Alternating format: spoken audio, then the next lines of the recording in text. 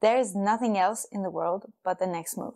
No distractions, no intrusive thoughts, no what ifs. It's just you and the wall. But it's an amazing experience. Just whole atmosphere puts me in a special climbing mode where I just climb semi-automatically. I don't think so much, and when I don't think, I climb my best. It's kind of a subconscious performance, and I love that. I find it very funny that in the climbing community, to describe this experience, the word flow is used, because it's exactly the same word that it's used in psychology when we are depicting a specific type of mindset. It's the mind state where a person that is performing a specific activity is fully immersed in a feeling of energized focus, full involvement and enjoyment of the activity process itself. The father of flow studies is Mihail Csikszentmihalyi. He was interested in understanding life, satisfaction and performance in humans, and spent several years traveling around the world and asking many people what made they satisfied, happy, and very performing. This flow state that many reported seemed to be a kind of universal type of experience. Everyone was describing this extremely strong experience of focused concentration on the moment, in which 1 hour seemed to pass in 5 seconds. Yesterday, a friend of mine tried a very long boulder. He did extremely well, and I asked him, David, how long do you think you spent on the wall? He said, I don't know, maybe 1.5 minutes. And it was actually 2.5 minutes. And I can tell you, in a roof, it makes a huge difference, even 1 minute. I find myself experiencing the flow when I am on very well set routes indoors or on 3 stars outdoors routes. But I can also experience it when I'm projecting. When you rehearse so much, every move for this project, and there is no space in your mind for anything but those nuances that you need to know and to pay attention to when you're doing those moves, because they're at the extreme limits of your capabilities, then is when I feel it. It's extremely strong focus. But outside of climbing, I also experience focus when I am playing video games, and also when I'm making the statistical analysis for my experiments at work. I don't really know why. It's the only occasion when I'm at work where working actually feels effortless.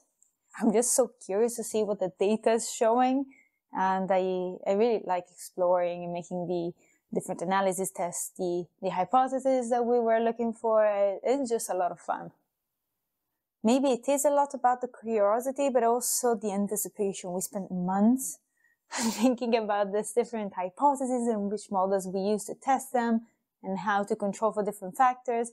And finally, after so long, we can actually see if our prediction is right or wrong.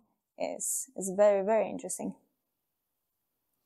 But yes, flow is something that can be experienced through virtually any activity. But they must be tuned on the challenge-skill balance. Flow happens when the challenge that we're facing slightly exceeds our skill set. We talk about the flow channel because it doesn't necessarily need to be something that is extremely challenging, like a project on the wall. You can experience flow even on a warm-up route if you're focusing on trying to find the most efficient way of climbing. You can find flow when you're doing on-siting on routes that are very far from your max on-site grade. In this case, it's a novelty that is driving the challenge. In the end, there were different handholds that I couldn't see from the ground, and there were more handholds. My idea was to do just a bunch of really long moves, but in the end, it was quite complex sequence on these amazing holds, and surprisingly easier than I thought. I just crushed through the sequence. It wasn't definitely easy, but I was just flowing up the route, and I got to this another rest, and I could continue. Some people are able to experience flow only on projects or hard-on sites. And this means that your brain is not engaged enough in other kinds of activities. You shouldn't aim for always being in flow. But if you notice that you really can't find flow when you're doing, for example, a simple fun bouldering session, then you might start asking yourself, why are you doing those kind of sessions? And maybe try to spice them up a little. But I cannot lose the flow and efficiency.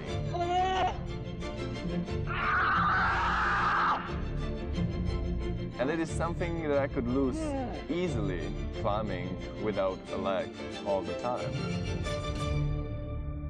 On the other hand, there are people who never experience flow when they're projecting. And this is because we are in the upper end of the flow channel. In this case, you're facing a very big challenge, so you must develop a lot of skills to be able to face it. And this means that we are in an uncomfortable situation. This also might mean that the challenge has a meaning for you. It could mean that you want to send your first hard outdoor route. You may be trying to get into the next grade, or maybe climb the hardest route you ever done outdoors. Or maybe you want to demonstrate to yourself that you're strong and capable even in a style that you're not used to or you feel weak in. Maybe you just want to show yourself that you're strong, skillful, and capable of being consistent in something that you work for a long time. In these situations, we need to get used to be comfortable in the uncomfortable. We need to put aside self-criticism, anxiety, expectation, pressure from others, shame, anxiety, fear of falling, just to be focusing on the very next move. There is also a very interesting relationship between flow and pressure. For some people, pressure is a very stressful stimulus. In this case, it's called de-stress, and it can trigger intrusive thoughts for the performance. What if I don't make it? I need to do this to win. I wonder where my opponent fell. I don't want to make a fool of myself. All these thoughts are disrupting your focus. For others, pressure can actually prompt the level of stress and challenge that the person needs to actually match their skills and get into the flow. In this case, it would be an eustress and will prompt the employment of extra effort. Pressure can have very different aspects. It could be an on-site because you're climbing that route for the very first time and you can never try to on-site ever again. It could be climbing in front of people, in front of a camera, in front of a crowd during a competition. It could be climbing the last attempt of the day. Competition climbers seem to have in common this clutching phenomenon, increased level of performance under pressure. For example, Stefano Ghisolfi sent many routes, including bibliography, during the last day of the trip. Finally, I will give you some tips on how to trigger your focus whenever you want it or need it. Find yourself a challenge that is at the right level for you. This is easier said than done. It's very easy to underestimate or overestimate your capacities. So in this case, try to ask some friends. It happened to me many times that my friends put me on something that I felt like it was impossible. And then it became more possible, let's say. Use routines. If you notice that there are some things that help you to get into that mindset, some people use taking off their shirts. That is great. The problem is that if you're in competitions, you cannot use it. So that might disrupt your focus and prevent you from getting into the flow. So if you have something that is quick, it's in your control, and it doesn't go against rules or difficult situations, like in America, you cannot take off your shirt as well, then it's great because it will trigger that focus situation. Use trigger words. You know that voice that you have in your head when you're very focused is directing your attention, like stay low, keep the tension, really push in with the foot. These are trigger words. They're short, very vivid, very positive. Sometimes it's a type of encouragement, like you can do this, or like go 100%. These are great for keeping the focus, keeping the flow whenever you are in the middle of it.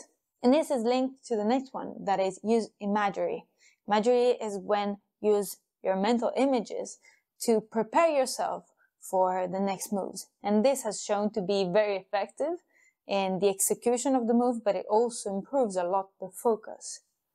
Finally, slightly harder, but great training tip is make simulations. If you are able to get yourself into that pressure situation, it helps you to develop those strategies that are very functional in tuning your flow state. Research on flow is still ongoing. So I was thinking about making a video on the neuroscience of flow. So what happens into your brain when you get into the flow state. It is less applied because you don't really learn what to do to change the state, but it's still very interesting, I find. Maybe you find it too, let me know, and I will look into it to make a video. Also, are you able to get in flow in all of these kind of situations? Do you have trigger words? What is your mechanism? Just share, because, you know, I learned a lot about how to get into flow more easily just by sharing with other people. And I also noticed that some types of encouragement that I received from my friends were internalized, and now I tell them more to myself, and this helps me a lot when I'm projecting, for example. So I think it's important to talk about this a bit more, and I would love if you could share it with me as well. It will also be a sign of support for my channel. And of course, if you want to support me, subscribe as always. I'll see you in the next video, and stay psyched.